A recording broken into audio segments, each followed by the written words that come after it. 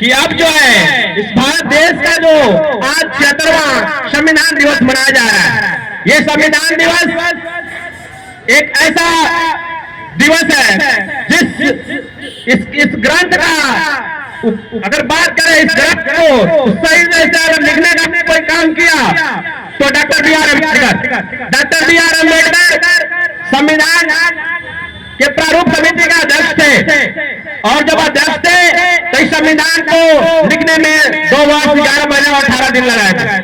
और इतना लगा इस संविधान में जिस तरह से हक वंचितों के लिए हक अधिकार और सभी समुदाय के लिए एससी एसटी ओबीसी माइनॉरिटी के लिए अगर किसी ने काम किया तो ये संविधान है।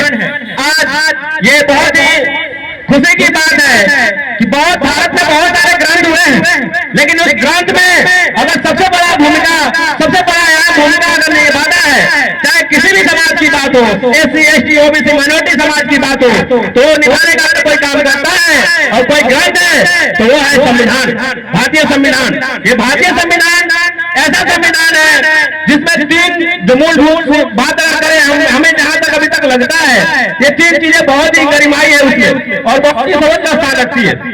पहला समानता, दूसरा स्वतंत्रता और तीसरा बंधुत्व।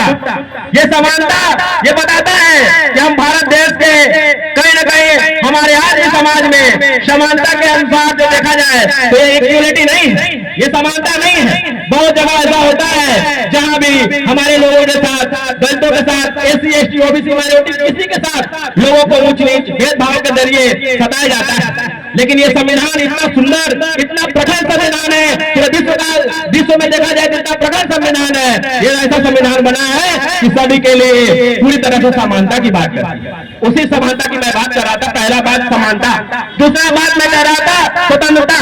आज स्वतंत्रता होते हुए भी, ये पूरी तरह से आजादी होते हुए भी अगर हम आजाद नहीं हैं, हमारे लोगों को, एससी एसटी ओबीसी माइनॉरिटी के लोगों को आज भी सताया जाता है, ऊंच नीच में देखा जाता है, भेदभाव किया जाता है। कहीं न कहीं आज भी संविधान के 76वें संविधान दिवस मनाया जा रहा है, लेकिन फिर भी नहीं है। बहुत सारे आए नेता, बहुत सारे लोग जाएंगे, लेकिन अगर जमीनी स्तर के लोगों का काम करें तो कहीं न कहीं ये ढीलता नजर आता है। और तीसरी मैं बात कर रहा था भाईचारे का, बंधुत्व। तो ये बंधुत्व भी आज देखने को नहीं मिलता। भाई से भाई का द्वेष होते जा रहा है, समाज में एक दूसरे का बन नहीं रहा है। लेकिन ये चीज को अपनाने के लिए अगर हम लोग बात करें तो भीम आर्मी तैयार होती है और लगातार चलने का काम कर रही है पूरे भारत में। ये 10 वर्षों से लगातार चल रही है और भारत एकता मिशन को पूरी तरह से बरकरार करने का हम लोग काम कर रहे हैं।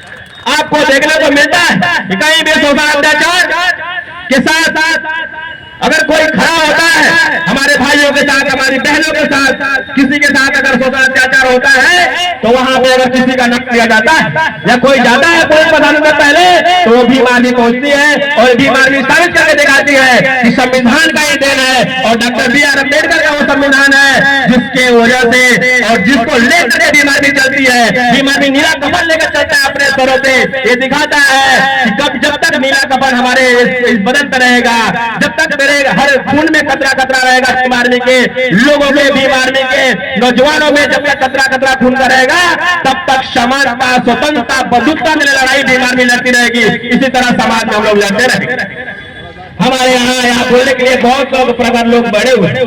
2 मिनट का समय मिला, मैं यहाँ पे जितने भी फिर से हमारे भीम आर्मी के जितने कार्यकर्ता आए हुए हैं, हमारे शिक्षक गण आए हुए हैं और हमारे तमाम यहाँ मंचासीन अधिकारी आए हुए हैं और यूपी से चल करके हमारे मुख्य अतिथि आए हुए हैं, उन सबका सम्मान करते हुए मैं अपनी वाणी को विराम करता हूँ। और भी वक्ता बचे हुए हैं, मैं इसी चंद शब्दों के साथ मैं अपनी वाणी को विराम करता हूँ और बहुत बहुत धन्यवाद देना चाहता हूँ इस कमेटी के अध्यक्षता करते हुए हमारे गार्जियन नगीना राम जी का और यहाँ जो आयोजन करता जो है उनके बहुत बहुत धन्यवाद मैं देना चाहता हूँ। भीम आर्मी पूरे परिवार के साथ मैं धन्यवाद देना चाहता हूँ और मैं अपनी बातों को विराम देता हूँ।